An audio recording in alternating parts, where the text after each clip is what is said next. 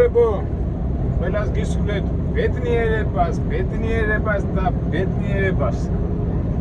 არ დავიღლები ამ სიტყვებზე და რატო რა თქმა უნდა ადამიანს რო გინდა რომ გარშემო ადამიანები იყვნენ ბედნიერები და ხალისიანები, რა თქმა უნდა მეც გუსურვებ ყველას ბედნიერებას. მაგრამ ისმის კითხვა რატომ დამჭირდა ამდენჯერ ბედნიერების თქმა და არ დავიღლები და კიდევ ვიტყვი ამას ბოლოს და დავიწყოთ. ესე იგი ზენება ტრამალებში ვართ, კაი დიდი ხანი მოგვიწევს აქ სიარული. არიზონა უნდა დავამთავრო და შევიდე კალიფორნიაში. და ზუსტად ეხლაც გადავწყვიტე ჩემი აზრები გაგიზიარო და სხვათა შორის ეს ისეთი თემაა, რომელიც ერთი ვიდეო და 1-15-20 წუთიანი ვიდეო ამას არ ეყოფა. ამას დასჭირდება რამდენჯერმე მე დარწმუნებული ვარ შევხვდებით და ვილაპარაკებთ და ჩვენი არხიდან გამომდინარე ჩვენ ხო იმაზე ვართ მოწადინებულები რომ პრობლემები გადავწყვიტოთ და კარგად ვიყოთ და ამაზე კაი სიტყვა ბედნიერებაზე და ამაზე მეტი რა უნდა იყოს ადამიანის ცხოვრებაში. იქნებ დამიკავშირდა ერთი ჩვენი ფოლოვერი, რავი, ლაპარაკი წავიდა და უფრო მეუნება, კაკო, აი არ მოგდეს და ერთი და იგივე მისავნებით რომ ლაპარაკო ბედნიერებაო და შეცვალეო ეს ფორმატიო და აი მაშინ მე უკვე დავფიქრდი და დამაფიქრა ამ სიტყვამ რატო ადამიანს რატო არ უნდა უნდოდეს ამ სიტყვაზე, აი ამ სიტყვაზე რატო უნდა გქონდეს ასეთი მომაბეზრებელი შეგრძნება. და აი ხაც ფიქრობდი ამ სიტყვა ბედნიერებაზე და ჩამოვაყალიბოთ რა არის ბედნიერება, როგორ არის ჩვენას ყველას ჩვენებული ხედვა გაქვს ბედნიერების შესახებ, მაგრამ მეც მაქვს ამაზე ხედვა და ბოლოს დავამთავრებ ბედნიერების როგორ უყურებ მე ამას ბედნიერებას და ჩემი აზრით გონი კაი დასკვნა იქნება, კაი ჩემი ეს თქვათ ასეთი შეფასება ყველაზე სწორი და ყველაზე ასე თქვათ მართებული შეფასება იქნება, როდესაც შევაფასებ რა არის ბედნიერება. თავისთავად ბევრი რაღაცა გადავიკითხე ამ ბედნიერების შესახებ და თავისთავად ეხლა თქვენ ვინც არ უნდა გავაჩეროთ ნებისმიერი მეგობარი ამ ხანაკიკლასზე ყველა თავისებურად იტყვის ამ ბედნიერებას და მოდი ჩვენ რამდენიმე ვარიანტი განვიხილოთ. გადად იტყვის რომ აი ბედნიერი ხარ, როდესაც შენ დიდარი ხარ, ბედნიერი ხარ, როდესაც ყავს ბევრი შვილიშვილები, ბედნიერი ხარ, როდესაც შენი სურვილები შესრულებული გაქვს. ბედნიერი ხარ, როდესაც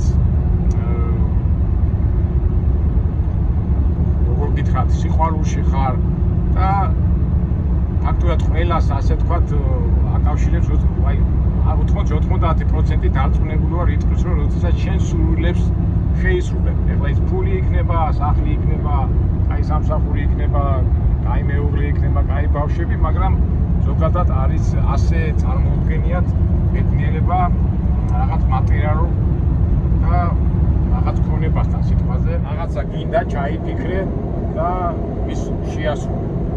ასეთი ექსპერიმენტი ისეთი მომეწონა სხვათა შორის, ასეთი ექსპერიმენტი გააკეთეს, ასეთი წარმოიდგინეთ, ასეთი კიბეა, კიბე ხო, რამდენიმე საფეხურებით და ესე იგი, თქვათ 10 საფეხური და ეს მე-10 საფეხურზე არის რაღაც ათიხა, რაღაც მიზანზე რა და ყველას ასე კითხვები კითხეს, ასაკობიდან გამომდინარე, ზოგი 10 წლის ბავშვი კითხეს 15 წლის, 20, 30, 40, 50 და ასე ასაკობრივად ესეთი კითხვა კითხეს. აი წარმოიდგინეთ, არის ეს კიბე, თითოეული კიბის ნაბიჯი არის შენი ცხოვრების ელემენტი, ანუ პერიოდი. და როგორ ფიქრობ, რომელი საფეხური იქნება ბედნიერი და რომელი იქნება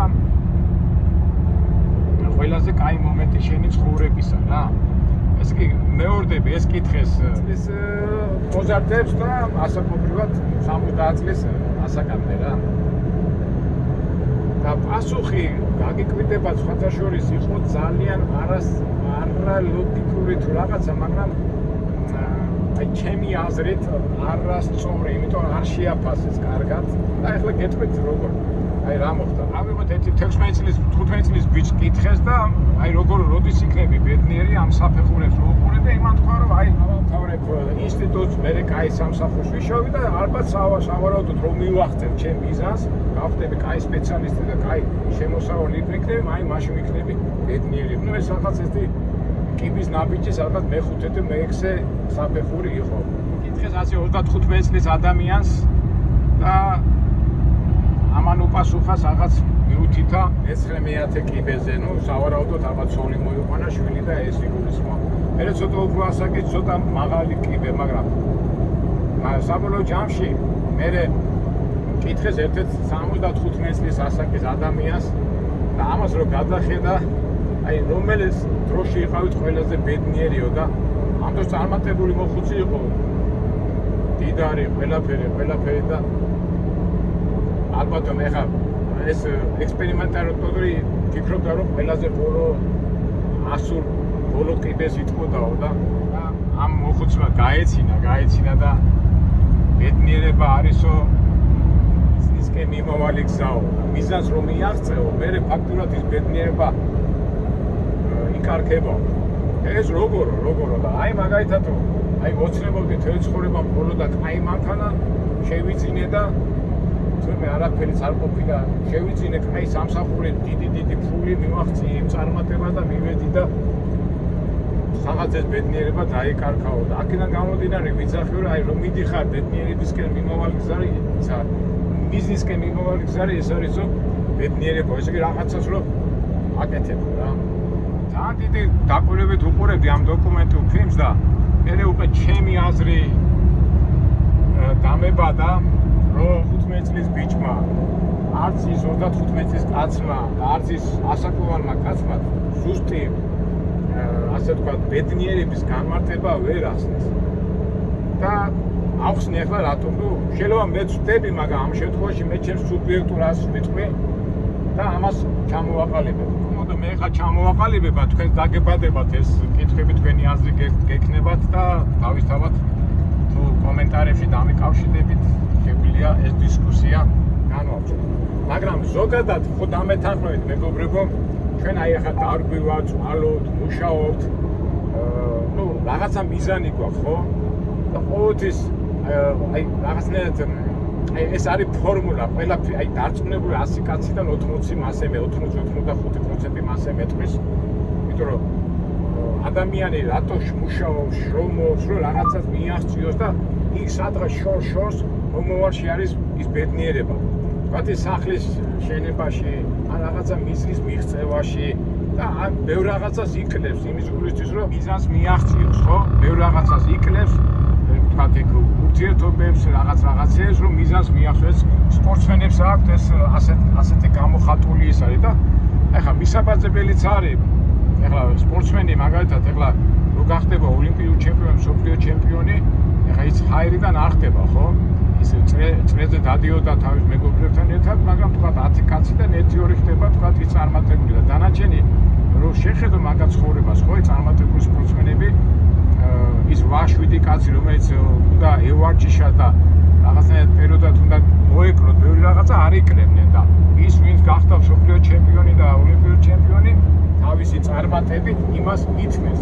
მაგრამ საბოლოო ჯამში ეს ოლიმპიური ჩემპიონი, ეს მსოფლიო ჩემპიონი ან ადამიანი რომელიც წარმატებას მიაღწევს მილიონებს ისწრებს რაღაცას და ის ბედნიერია? ისკენ მიყვავს იცი საუბარი მეგობრებო? ესე იგი ბედნიერებას უკავშირებთ თქვენ წარმატებას, მაგრამ მე კითხვას გისვათ მეგობრებო, წარმატებული ადამიანი ბედნიერია? ან მილიონერი, კაი მწერალი, აი მსახიობი, რომელსაც სახელი აქვს, პატივისცემა წარმატებულია რა და სამწუხაროდ ბედნიერი არ არის. და აი ეგ ისმება უკვე კითხვები, რა ხდება? და მე ამდენ წვალობს, ამდენ რაღაცეებს იკლებს, ამდენ რაღაცეებს ოპერაციებს, პროცესებს აკეთებს, რომ წარმატებას მიაღწიოს და გამოდის, რომ წარმატება თურმე არ ყოფილა ბედნიერება. ზოგადად გავრცელებულია, ხო? დიდარი ადამიანი წარმატებულია, მაგრამ რამდენს გაეცინება, ხო? რამდენი დიდარი ადამიანი გინახიათ? წარმატებული, ნუ ახლა ფული აქვს, წარმატებულია, მიაღწია იმ 1000 კაცს შორის ყველაზე მეტი თქვა შემოსავალი აქვს, ბევრი არაფერს არ ლიქებს, ყველაფერია, მაგრამ რო ჩაწყვები, არ ვიცი ხა ყველა ადამიანს როგორ კავშირი აქვს დიდარ ადამიანებთან, მაგრამ დამიჯერეთ მეგობრებო, 100 დიდარი კაციდან აი სტატისტიკურად რო გადავხედოთ, ბედნიერი შეიძლება იყოს 3-4, განაჩენი 97-96 ადამიანი წარმატებული ბედნიერი არ არის. თან ძალიან კარგად ჩანს. აი მაგალითად სიტყვაზე ეხლა უყურეთ ადამიანი არის ღარიბი, უცბად მოიგო ლატარია. ხო, ამაგარია, ხო, ფულია და სტატისტიკურად ვინც ლატარიაში მოიგო ბევრი ფული, აი თითქოს უნდა იყოს ბედნიერი და სამწუხაროდ გაუბედურებულია. ნუ ეგ ბევრი ვერსიებია, თქვა იქ ვერ შეიშნო, ეგ აუშვა, გადაიშვა, გადმოიშვა, მაგრამ ბედნიერი არ არის და კითხვა ისვეს, რატო?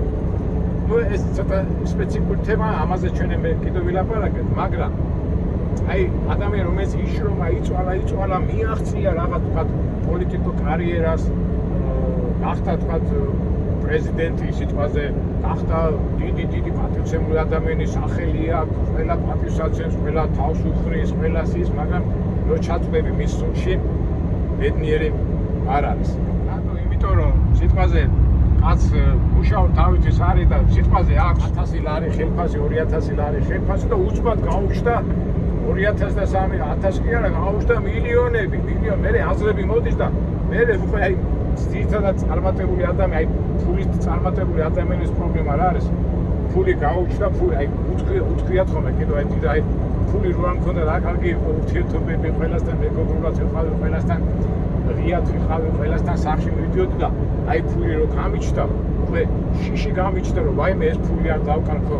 მე მეგობარს უკვე ეჭვის თვალით უყურებ, იქ იყო იმის თვალით უკვე ანგარიშის თვალით რაციონალურად უყურებ ყველაფერს, მართალიც არა, რატომ უნდა დაკარგოს ფული, მაგრამ ამ ზრუნვაში და ამ როგორ გითხრათ, ამ რეალიაში კარგავს იმ ბედნიერებას და ხშირად უთქვეთ, აი თქვენ ინტერვიუში და მოსვლელი გაქვთ, აი ყველაზე ბედნიერი ვიყავი მაშინ, როცა ფულის ფული არ მქონდა, ის ფული არ მქონდა და ჩემ უბანში თავისუფლად გავილიდი, ჩემ მეგობრებთან მივიდოდი სახში, ორი ყველი უბანში დავждებოდი, იქ დომინოს გავითამაშებდი, იქ ფეხბურთს ვითამაშებდი და რა ბედნიერი დრო იყო, მაგრამ ეხლა ფულიც მაქვს, სახლებიც მაქვს, ყველაფერი მაქვს, რაც კი ადამიანს შეუძლია მოინდომოსო, მაგრამ ის ურთიერთობები არა მაქვს და ვერც ეზოში ვჯდებიო, ვერც ბიჟაზე გავდივარო, ვერც ფეხბურთს თამაშობო და ვარო ჩემთვისო და აქ უკვე იწყება აი ის რასაც ვამბობდი, რომ თურმე ფული ბედნიერება არ ყოფილა. ინტერეს გამახსენდა მეგობრებო ადრე ჩემ ეხო ხო იცით მე როგორ მიყვარს ფსიქოლოგიური საუბრები და გამახსენდა ერთი ნაცნობი ყავს რა ძალიან დიდარია, ხენია 4 მანქანა სახში, კაი სახლია, ყველაფერი და იმ დროს ვიყავი სტუმრად მაგასთან და რაღაც საუბრო და აი ერთი სული მაქვს, ერთი სულიო სახში უყენია 4 მანქანა ბოლო გამოშვებების და აი ერთი ისა მაქვს, რა ქვია, აი სულიო და ჩემ ბედნიერება საზღვარი ერქნა, ერთი პორშე უნდა ვიყიდო ბოლო გამოშვების პორშე. რა თქმა უნდა, კარგი მანქანაა და როგორც ვიცი 900 მილიონი 400.000 იყის, როგორც ვიცი.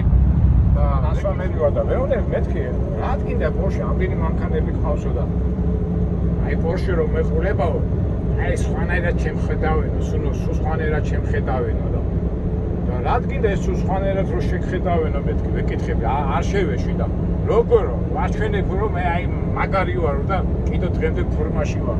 ესე იგი შენ და მე და რას ამბობს რომ ეს მანქანა მეყოლე ვიქნები ბედნიერიო და მეთქი ესე იგი შენ ბედნიერება იმიტომ გინდა რომ სხვა საჩვენო რომ მაგარი ხარ და მე დაფიქრე რაღაც სწორად არა უთქვია, მაგრამ შენ რაღაცას ისე რაღაცას მეუნებიო რაღაცა, მაგრამ მაგრამ თვითონაც რომ დაფიქრე არ ესიამონა. ესე იგი ის ბედნიერებას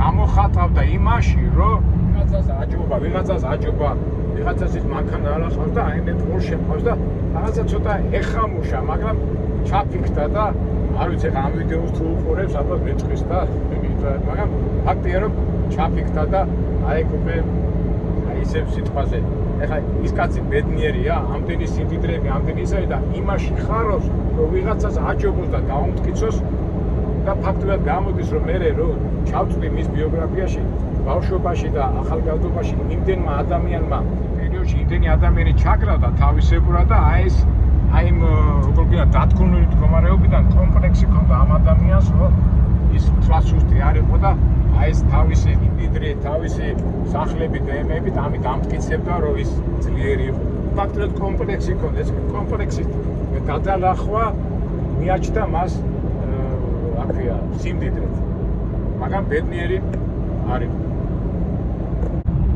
ნება ერთ იუბილეზე ვიყავი და აი როცა ვერ აი შენ ბედნიერი კაცი ხარ ამდენი შვილები ყავს ამდენი შვილები ყავს ამდენი შვილთა შვილები და შენზე ბედნიერი ხო არის ხომ რა ბედნიერება არის ბევრი ოჯახი დიდი ოჯახი და რა თქმა უნდა ბედნიერება ეს რა თქმა უნდა მაგრამ უყურეთ ჩვენ რომ დავჯექით უკვე ცალკე ვლაპარაკობდით მეთქი რა ბედნიერი აი ის ამაყურდა თავის შვილებით და თავის იბან მაგრამ აი ეს აუბედურია ერთზე თქვა რომ ეს არ შვილი ყავს არც შვილიშვილები რაღაცა და ის იბედ ბედნიერი და შენ მეთქი მე დარწმუნებული ხარ შენ რომ ბედნიერი ხარ მეთქი აბარა ვისაც ბევრი შვილები ყავს ის ბედნიერია აბარა არისო მაგრამ უცბად შევახსენე ერთ-ერთი ნაცნობი რომელსაც ყავდა ბედნიერი ბევრი შვილები მაგრამ ბედნიერი არ იყო იმიტომ რომ შვილებმა მიატოვეს შვილიშვილება და გავიყოლი იყო და ძალიან უკმაყოფილო იყო თავის შვილებზე და ამ ადამიანმა რომელმაც შევახსენე და შენ შვილები ყავს მეთქი იმასაც შვილები ყავს მეთქი მაგრამ ის არ არის ბედნიერი და შენ ბედნიერი არა შვილებიო მეო ეხლა ზოგჯერ შვილები მეც მაწყინინებენო მაგრამ მაინც შვილები არიანო და მომენტებში გულში კი მწყდებაო მაგრამ ეხლა იმივით არ გამეკეთებს არ მიმატოვეს მომატოვეს მაგრამ ბევრი მაინც უკმაყოფილო თვალო იმიტომ რომ არის მომენტებიო რომ ზოგჯერ ვაზდები და ამ სახლიდანაც წავარო და მეთქი ხო ბევრი შვილები ყავს რატო იცახი მასა და რა თქმა უნდა უხერხო სიტუაციაში ჩავა და მაინც არ გატყდა თქვა მაინც შვილები მაინც ბედნიერება არის ის ადამიანი რომელიც არ შვილები ყავდა არ შვილიშვილი ერთი მეუღლე ყავს ის ძალიან კარგად გნობდა თავს თქო ეხლა რომ დაფიქრდებით რომ შვილები და შვილიშვილები არ ყავს რა არის მაგის ბედნიერება მაგრამ აი რომ შეხედო ბევრ რაღაცაში უკმაყოფილო ნამდვილად არ არის ну ამაზე ამ თემაზე მე კიდევ ბოლოს ვიტყვი და ამას ახსნი რატო ეხლა თქვენ ხშირად გაგიგვია და მე თქვენ ჩემი შვილებისთვის შვილებისთვის და შვილთა შვილებისთვის ვაკეთებ ამდენ შრომობ ამდენ მუშაობ სამწუხაროდ აი ჩვენ ადრეც გვილაპარაკია ხო აი ამერიკაში თამაშული 20-25 წელი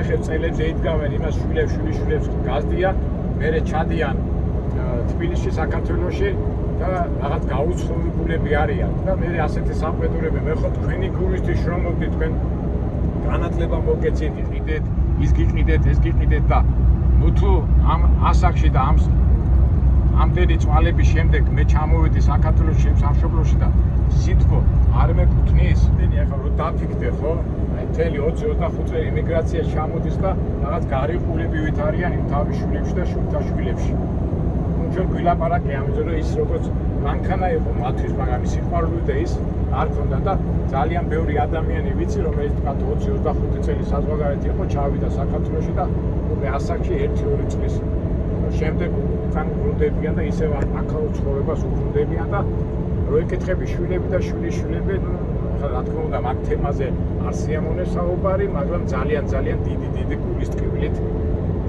სახეზე ეთყობა ეს ამბავი და არასასიამოვნო მომენტია. ნება აქაურ ცხოვრებას და არის და ძალიან ბევრი ადამიანი ვიცი, რომლებიც შვილებიც ყავს, შვილიშვილებიც, ჩემი აქ იყოს და გააგრძელოს და ალბათ მე რა ვიცი ხა რას ფიქრობენ არ ვიცი, მაგრამ მეც ეთოს ვთქვია რომ მოვტები და საქმე დამასაფროები და ეგ არის. ეს კი რამხელა გულის ტკივილია აქტიურად შეალია იმ რაღაც ბიზნეს და რო ეგონა რომ ბედნიერებას მიაღწევდა იმ თავისი დასახული მიზნების შესრულების შემდეგ წყალში ასე თქვა ჩაეყარა ყველაფერი. მეგობრებო არ მინდა თქვენ რაღაცნაირად რაღაც ისეთ ცუდ იმაზე ნოტაზე დავამთავრო ეს საუბარი, მაგრამ გამოდის რომ ეხლა მეთქვა რა გიდა კაკო ესე იგი არ უნდა ვიმუშაო და არ უნდა ვიწვანოთ. როგორ არა უნდა წარმატებასაც მიაღწიო, ბედნიერებასაც უნდა მიაღწიო, რა თქმა უნდა, მაგრამ აი დღეს არა დღეს მოვითმე ხვალ დღეს იმიტომ რომ ზოგადად არის ბედნიერება აი გადავიდეთ ბედნიერება არც აი ზოგჯერ წარსულში ვიცახით და უფრო ძირითადად მომავალში, აი სადღაც მომავალში იმალება ეს ბედნიერება, მაგრამ უყურეთ, გაიხსენეთ ქრისტემ რა თქვა, რომ მოვისმინე ეს სიტყვები, თან ვერ გავიგე და მე რამდენჯერმე დავუბრუნდი რა. ქრისტე რას გვეუბნება, ჩვენი გვეუბნება, დაემსგავსე ჩიტები, იცხოვრეთ დღევანდელი დღით. ნუ ვიფიქრებ ხვალის იმაზე, ხვალინდელ დღეზე და ვერ გავიგე როგორ ხვალინდელ დღეზე როგორ ეს არაფერი უნდა გავაკეთო. არა, მაგრამ იმან უფრო რაღაცა თქვა. უფრო სხვა აზრით თქვა. ბევრი ხო ვერ გებულობს ამას. და მე ჩემებურად ეხლა აუხსნი ამას, ისე თქვა უნდა და სხვათაშორის ეს რო გამეგობრა, აი წლები დამჭირდა რა, მე იმიტომ რომ როგორ ეხლა დღევანდელი დღით აბა მომავალი არ დავსახო, არ ვიმუშაო, არ გავაკეთო, აბა რა არის ჩვენი ცხოვრების მიზანი, რა არის, ხო?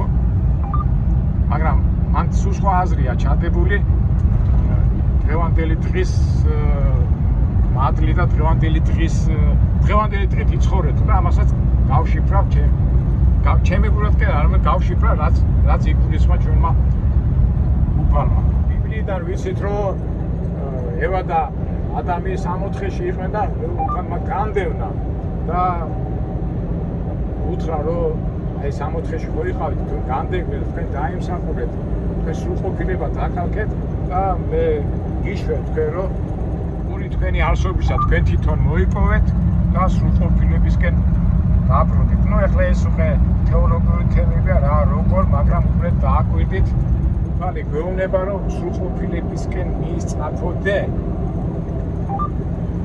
დღეს ზოგადად და ყველა მოქმედებებში, აი ამ სიტყვას სრულყოფილებას დააკვირდით მეგობრებო და მე თვითონ უფალი ქრისტეც რომ მოდის და მეუბნება ამათებს რომ იცხოვრეთ დღევანდელი დღით და ბოლო მაგალითს მოვიყვან ეხლა და მე დავამთავრებ ჩვენ სათქმესაც ისკენ მიმყავს მე ხშირად მithქვამს ეს ექსპერიმენტი მოდი გავმეორდები 85-90 წლის მოხუცები წარმატებული მილიონერი ბანკირები მსახიობები ნუ ყველა 20 კაცი კომპოზიტორი წერები რა საზოგადოებაში ძალიან ცნობილები არიან და წარმატებულები და ერთი კითხვა კითხეს აი თქვენ ხო ასეთი წარმატებულები ხართ თქვენი ასეთი ცხოვრება გაქვთ გავლილი და ყველაზე მეტად რას ნანობთ და წარმოიდგინეთ მეგობრებო 20-ვე ერთი და იგივე პასუხი უპასუხეს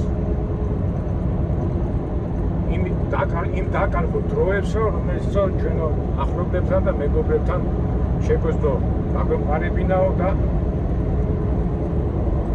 არ დავამყარეთ. ეხლა ეს როგორ ახსნეს? ესე იგი ადამიანი რაღაცისკენ მიისწრაფის და ეხლა ნიჭიერი ხარ, ტალანტი მოხერხებული ხარ, ვისახარ თუ რაღაცა ხარ, ესე იგი დასახული მიზნის დროს, თქო ადამიანი მიდის ხო დასახული აქვს მიზნები და არცალია მაგით, აი თქვა მეზობელმა რაღაცა მოკითხა იქით, არცალი ერთო მიზანია ნათესავად, არცალია, ყურადღებას არ აქცევს, თვითონ მიზნისკენ მიდის, მიზნისკენ და ბოლოს რომ მიაღწია მიზანს, წვერებას მიაღწია და გაიხედა, გამოიხედა და არჩენის ახლობელი, არჩენი თქვა ნათესავი, ვისთვისაც ყურადღება უნდა მიგაქცია, ისინი აღარ არიან და ხარ ფაქტურად მარტო. კი, გინდა აღადგინო ის ურთიერთობები რაღაცები, მაგრამ უკვე წასულია, ზოგი გარდაცვლილია, ზოგი წასულია და უბრალოდ ამ დროს უკან ვერ დაიბრუნებ. იწყება ამ დროს სევდა და სევდას რა გინდა მოუხერხო, მერე მოდის უკვე ამ ქვეყნიდან წასვლა. ესე იგი 20-ვე ინანა ის ურთიერთობები, რომელიც შეეძლო გამოიმჟღავნებინა, გაფრთხილებოდა, მაგრამ რაღაც ჰაერს გაატანეს.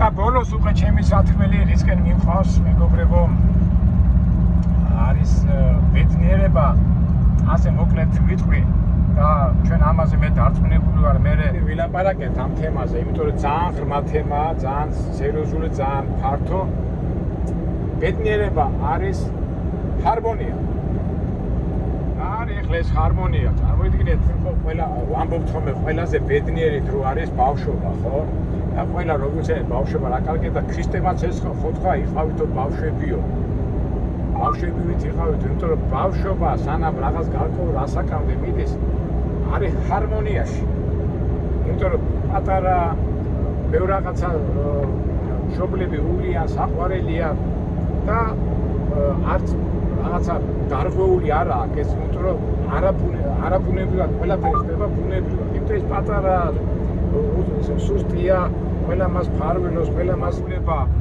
და მაგრამ მე უკვე ბუნებრივია ხო რომ გაიზრდება ეხლა ის ბავშვი რომ გახდება უკვე 15-16 წლის და 21 და უკვე იწყებს ცხოვრების თავის მიზნებისკენ მიმავალ გზაზე სიარულს, იქ უკვე რაღაც ჰარმონია ირღვევა. ეხლა ცოტა შეიძლება რთულად ლაპარაკობ, მაგრამ რა ჰარმონიას გულისხმობ, იცი? იმიტომ რომ ურთიერთობების ჰარმონია, ჩვენ ბავშვებს ვეუბნები თავიდანვე რომ შენ აი მიზანი გაქვს, უნდა მიაღწიო იმას, უნდა იშრომო, მიაღწიო, ისე იგი დიდის კანონებს ვეუბნებით რა, ესე იგი დიდი ადამიანი როგორც ცხოვრება, ისე კიდე რომ პატარებმა იცხოვრება, სამწუხაროდ არ ვიცი ეს პატარები დიდებს იბაძავენ და იწყებენ არაჰარმონიურ ურთიერთობაში ცხოვრებას. ეხლა დავიწყოთ რისი თქმა უნდა, აი უყურეთ. შეიძლება ცოტა რთულად ლაპარაკობ, მაგრამ აი მეპატიებ ამ სიარულში და ამ რეალიაში. ეგანაც რო თქვი, ვითომ მატერიალურ სიმდიდრეშია ბედნიერება, მაგრამ აი თქვენ თვითონაც გადახედეთ, რამდენი აი თქვა ღარიბი ოჯახი გინახავთ. ოჯახი დედა, მამა, 3-4 ბავშვი ყავთ, არა აქვს კაი შემოსავალი არა აქვს, ის არა აქვს, ეს არა აქვს, მაგრამ ბავშვები და ისინი ჰარმონიაში იზრდებიან და რა ბედნიერები არიან. ამას გინახავთ ოჯახები, რომელიც ყველაფერი აქვთ, კაი სახლი, კაი ბინა, ყველაფერი მანქანებიც, მაგრამ ოჯახში არის არეულობა. შვილი დედას ეპასუხება, დედა ქმარს, ქმარი შორს და არის ერთი რეალია და ამას ის ვიტყვა რატო რა ხდება, რა კიდე ყველაფერი აქ დიდარ ადამიანს და რატო აქვს ეს შეუსაბამო. ესე იგი ჰარმონიაა დარღვეული. ესეთი გავრცელებული ცოლ-ქმარს შორის ასეთი კამათები და ჩხუბები, ერთ-ერთი მთავარი მიზეზია ჰარმონია და ერთ-ერთი ასეთი სპეციფიკური თემა მინდა თქვა და აი მაგალითად ეხლა ხა მამაკაცები მიდიან, აი მე მინახავს ერთი ასეთი ბათუმში იყო ერთი ოჯახი, ესე გებრიელად არიან, ქმარი იყო მეზღვაური და მე უკვე დიასახლით ერთი 3 ბავშვი ყავდათ, მაგრამ ეს რა ქვია, ეს ქმარი მიდიოდა თვეობით რა 3 თვე, 5 თვე, 6 თვე ზღვაზე და ამ ხას აკლდა, რა ქვია, სიყვარული, მაგრამ რო ჩამოდიოდა ის მეზღვაური, ის 3 თვე თუ 2 თვე თუ რა ქვია, სახში იყვნენ, იმხელა სიყვარულს გადმოსცემდნენ, იმხელა სიყვარულს ჰარმონიაში იყვნენ და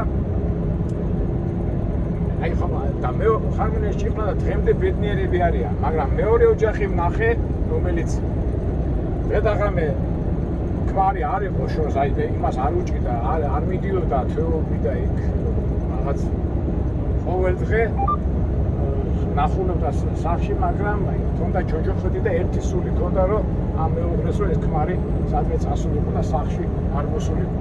ცხოვრებიდან გამომდინარე ადამიანის გვიწევს წასვლა, წამოსვლა, მაგრამ ის მეზღვაური ადამიანი ახლახებდა თავისი სიყვარულით, თავისი ჰარმონიული ურთიერთობით ოჯახი შეენარჩუნებოდა. თუმცა რთული იყო, ხო, როცა მანძილზეა კაცი წასული, მეუღლეს უჭის ეს.